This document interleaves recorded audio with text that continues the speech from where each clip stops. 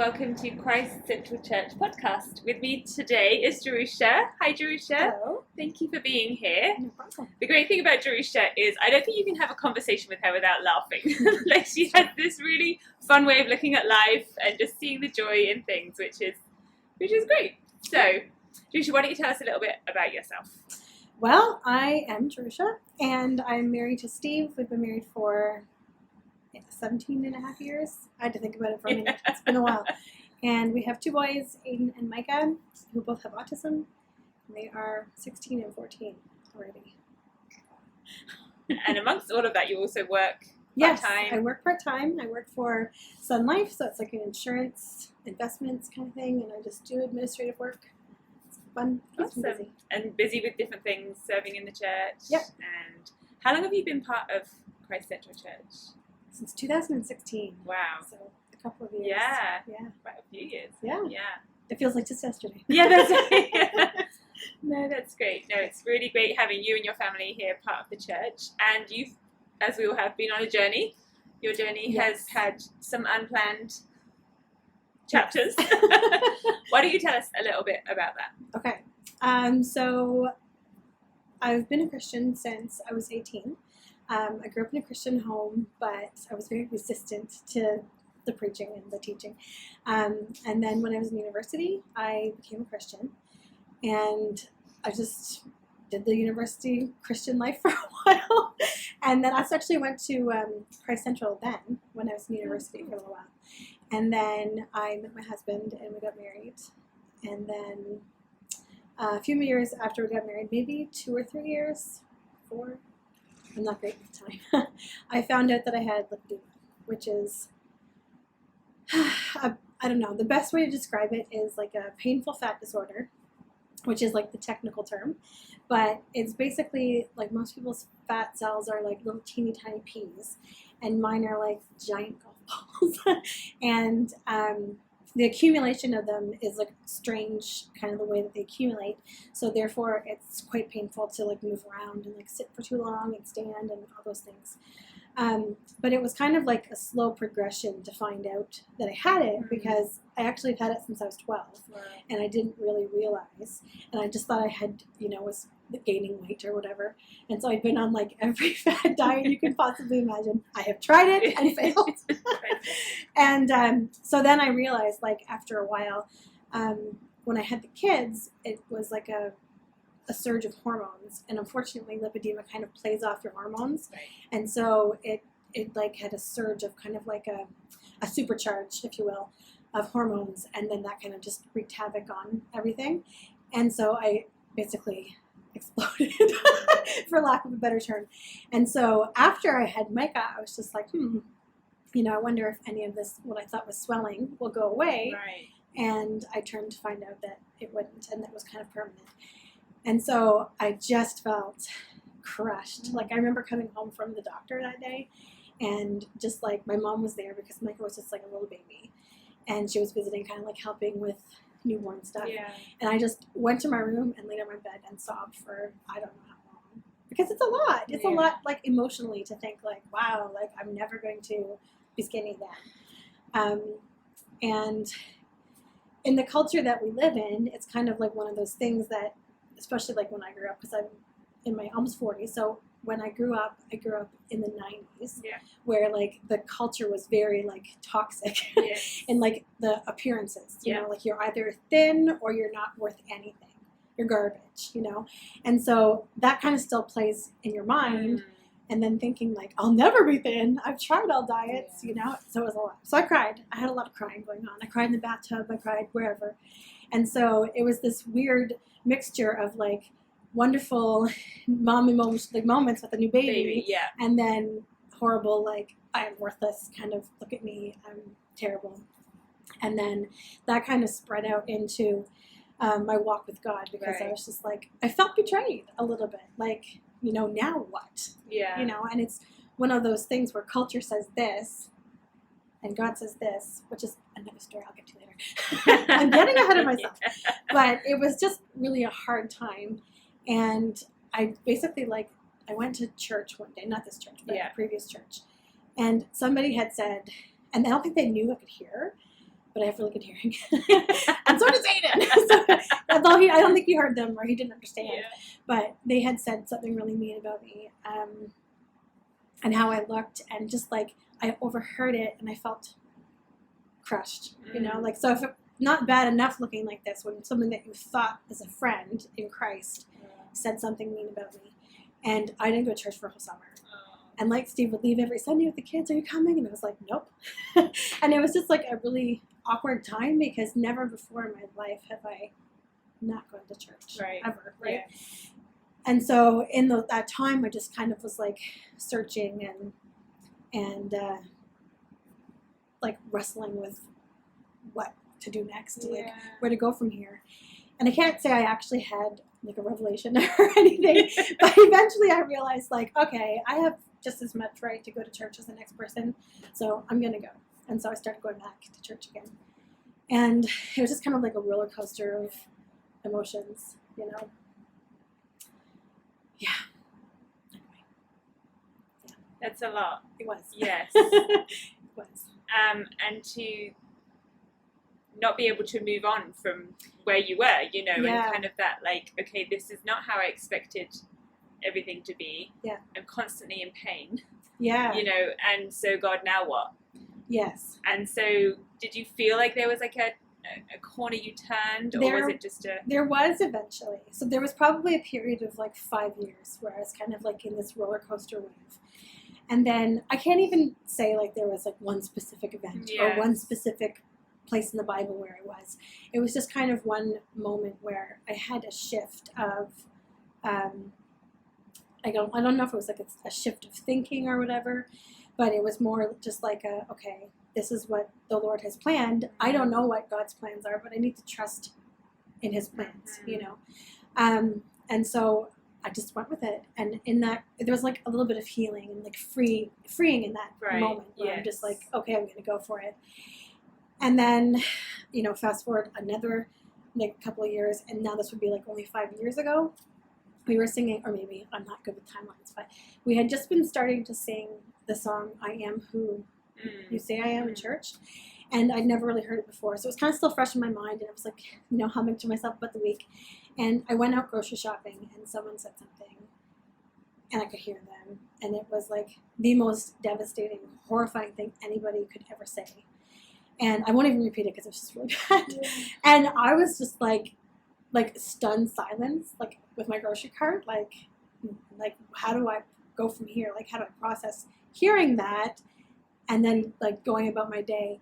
And I was just like kind of like shell shocked, you know. And then all of a sudden I heard, "I am who you say I am." And it just kind of like flooded all over me. And so I just kept repeating to myself, "I am who he says I am." As I was going about the grocery store. And I got what I needed done. Yes. And then later that day, as I, you know, got home and I was all like in my own space and like, ugh, you know, I thought about it. And then I had this revelation that I am who God says I am. Right. And it doesn't matter if I'm not skinny. And it doesn't matter if I'm not healed. Right. I'm going to be used by God for whatever He has for me. And there's a lot of things I am that the next person might not be. Right. Right? And there's a lot of things that God has given me that He may not have given you. Right. Or another person, you know? And so I just kind of was like listening to God in this moment and like just hearing all of the things that He says I am. Yes. And it completely released me of all like the anxiety and like emotions I had about being a supersized person, right? And then as time went on, like I think I was like around like 35 years old, and I was just like, wow, like I can't even tell you how freeing it was. It was a shift to the point where I can look at myself in the mirror and I can be like, "You're beautiful." Not that I do that all the time. We all do that. We all need to do that. But you know, it's different. But that's, you know, like that we should be able to say, "God, I am who you said I am." Yeah. Do you know? And that's so powerful. And that's a complete battle, isn't it, of the mind? Because the enemy wants you to believe all the lies. Yeah. You know, whereas God is telling us this truth, which radiates through your face. Do you know, like the joy of God comes through because of all that He's done in you. Yeah. Like that's so incredible. You haven't just been stuck. You know, I'm going to wait here until you heal me, God, or, you know, whereas like, well, this is how what I'm now going to move forward, and I'm going to serve as you want me to serve, and Yeah. be a blessing to who you want me to be a blessing to. Yeah. And it's incredible. Yeah, and even like there are ways you can get stuck. Like I don't look in the No. mirror every day and like, hey, but like there's Yeah. like even recently there's some things where you can kind of get stuck on, like I can't serve the way that someone else can serve in the church because I can't play with the babies on the floor, Right. and I can't stand and serve coffee at welcome and like those kind of things. Yeah.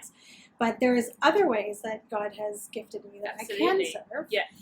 And it's just one of those things where there's every kind of thing can be put in your as a block, and Satan will take anything he can to block you from, feeling worthy in the Lord and Yeah. feeling like ways that God can use you.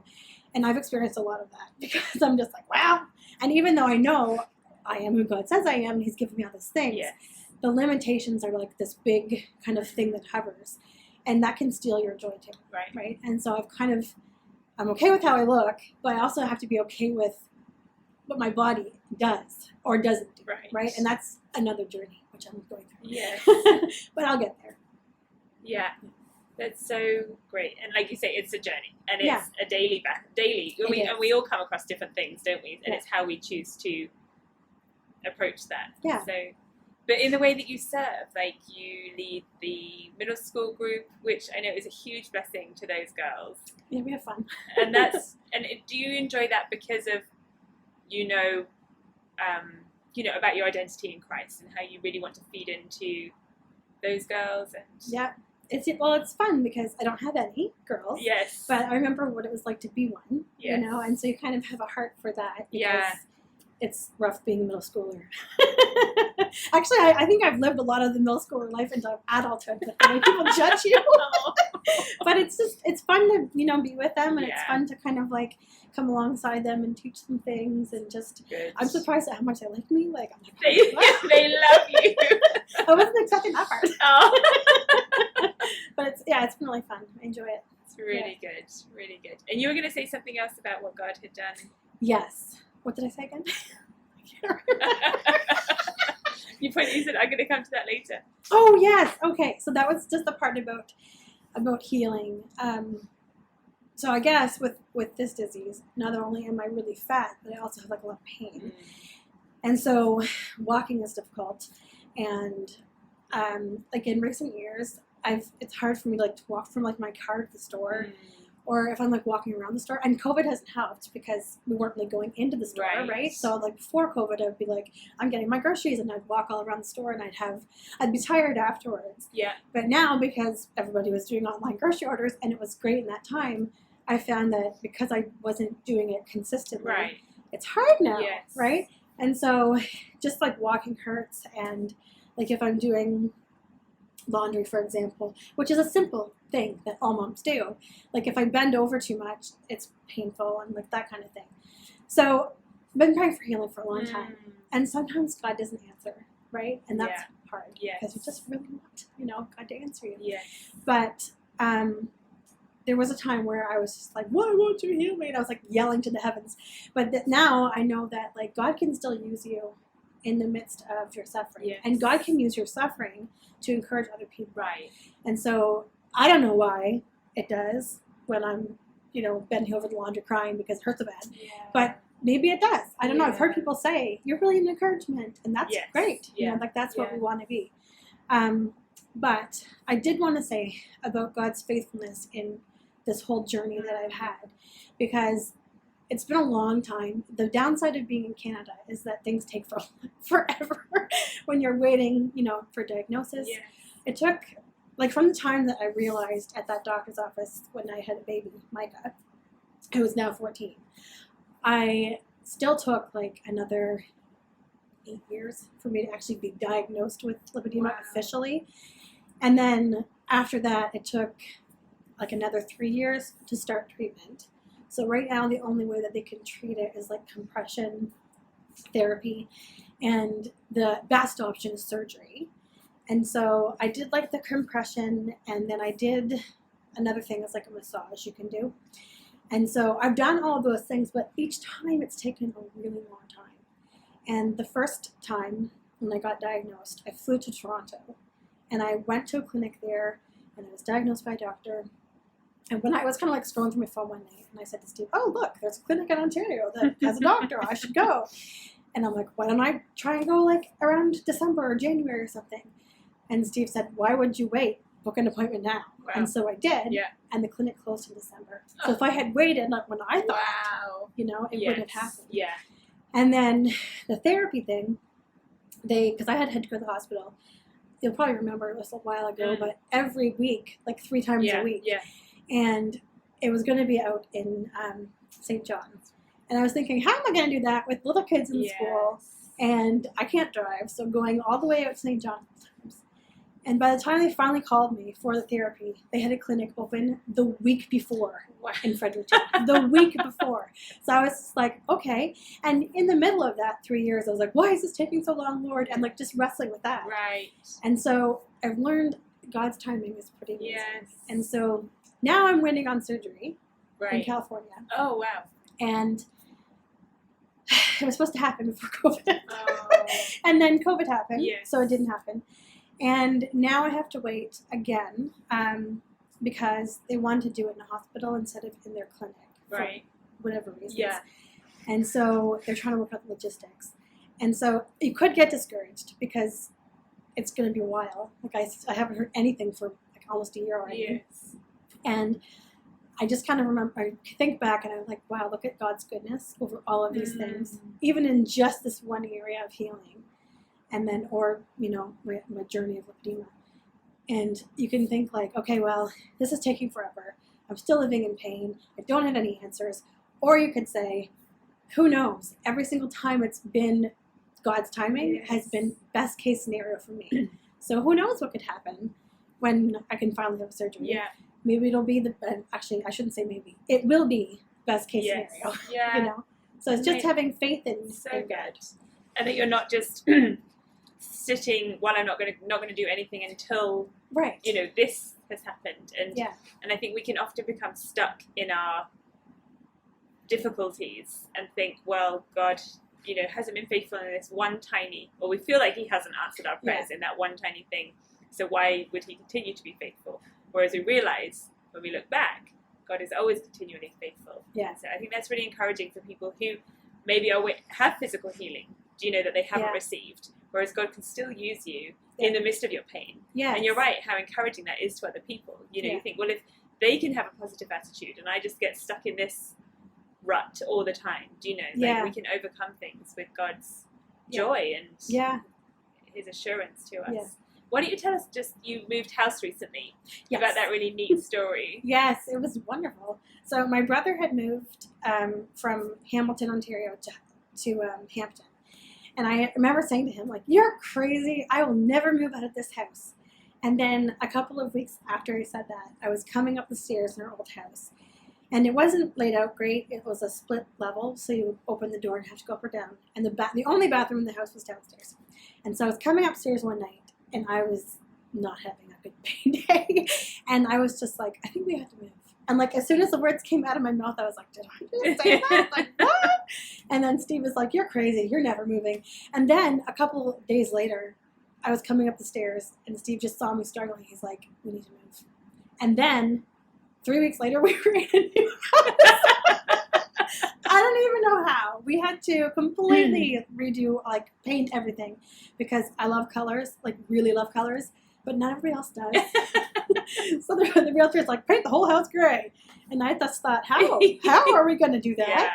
And then our church came forward, and people painted and cleaned and spent time with the kids, and just it got done. I didn't do a thing. I just sat there and looked nice. Like, that was it.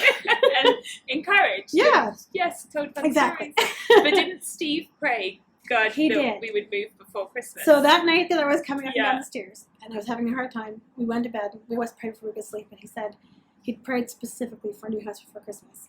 And I was like, that isn't like a month. You are completely insane. Like, whatever. And like those words came out of my mouth too. I had doubted. He did not doubt. He was like, new house by Christmas. I can't see why God can't do this. And we were in a week before Christmas. Amazing. And it was like, it's a lovely house. It has like a 1 floor level where I can be everything I need upstairs.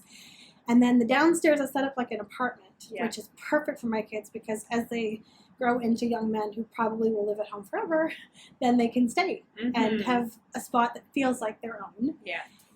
And it was just like the perfect setup. So it's good. Really good. Yeah. Yeah. Maybe talking to a little bit about you and Steve, your marriage, and kind of like how it's been a journey in your marriage as well. Yeah. So when we first got married, nobody knows all the things that are going to happen. Right. Otherwise, you'd be like, "Do I really want to get married?" I would never say that. Maybe not. But when we first met, I was 21, and he is older than me, so he was 28. And like life was bright and beautiful, and we had a great future, and we had all these plans. And then we ended up getting pregnant, like pretty much right away. And it was interesting.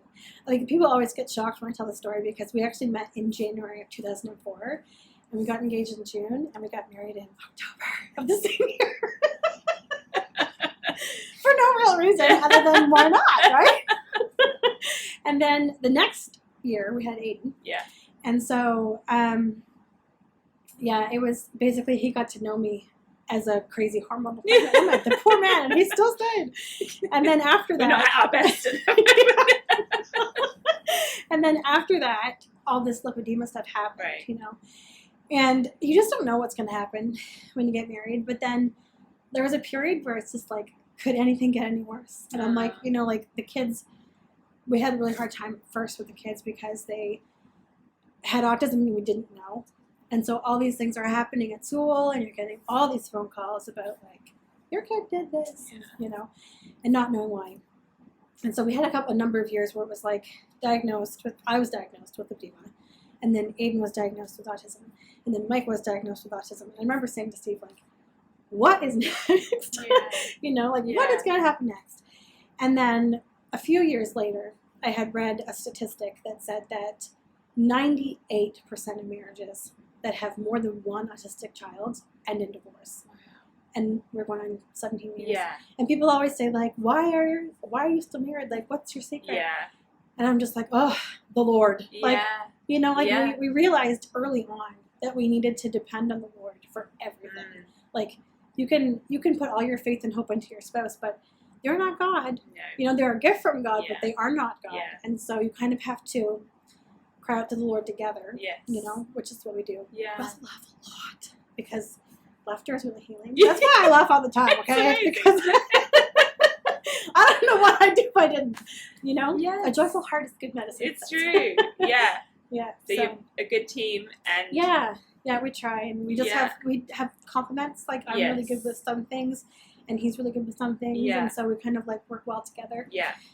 But I often wonder, like, you know, like there's people that you think of that you've dated in your past and right. like they would not be okay with me the way that I am now, you know? Yeah. And like here's a solid guy that who did not know, although I wasn't skinny when we got married, but did not expect me to look like this, and he still thinks I'm beautiful, you know? So like it's really lovely. No, it's and I think that's incredible that God knew, you know, before you were married that all that was going to go through. Yeah. And you know that you'd both be faithful together in it through it all, and it's great. Exactly. Yeah. Well, is there anything else you wanted to that I haven't asked? Or I don't think so. I've said a lot. No, it's what I did. I know. I just think it's such a powerful testimony. Yeah. And there's more to come. You know, and it's not doom and gloom. You know, it's beautiful that God brings such beauty out of where you feel like it was hopeless. Do you know? And all that your testimony says to other people, and just. There is one thing I might add for anybody who struggles with pain. Right. I had this conversation, I'm not sure what, with the Lord, and I had said, like, it's really hard to be like in pain all the time. You know, like that term people use, in pain. And then God kind of flipped it and said, no, you have pain. You're not in pain. And so it made a huge difference because I'm like, yes, I could say, I'm in pain all the time. And there's just kind of like that thing is, whatever you're in, you're dwelling in. And I would rather dwell in the Lord and have pain than be in pain and focusing on that. Amazing. So if you're somebody who suffers with pain all the time, and I know that there's many, just kind of flipping the switch on that and thinking, you can dwell in the Lord, you can have joy in the Lord, and you can still have pain. Yeah. You can be a crocheter, or you can be a baker, or you can be a server and still have pain. Mm. But it doesn't have to be all that you are all the Right. time. And so that has changed a lot for me, because somebody who experiences pain a lot, it's really lovely to have that kind of like, I'm going to be in the Lord instead of in pain. Yes. And so it's just part of me, but it's not all of me. Yeah. And that has been really encouraging to me. So maybe it would encourage Amazing. somebody else. Absolutely. Yeah, I think that's so powerful. Really is. That's beautiful. Thank you, Jerusha. You're welcome. Thank you. Thank you so much. Thank you so much for joining us. We hope that you've been blessed by Jerusha's testimony, and we'll look forward to seeing you next time. Thank you.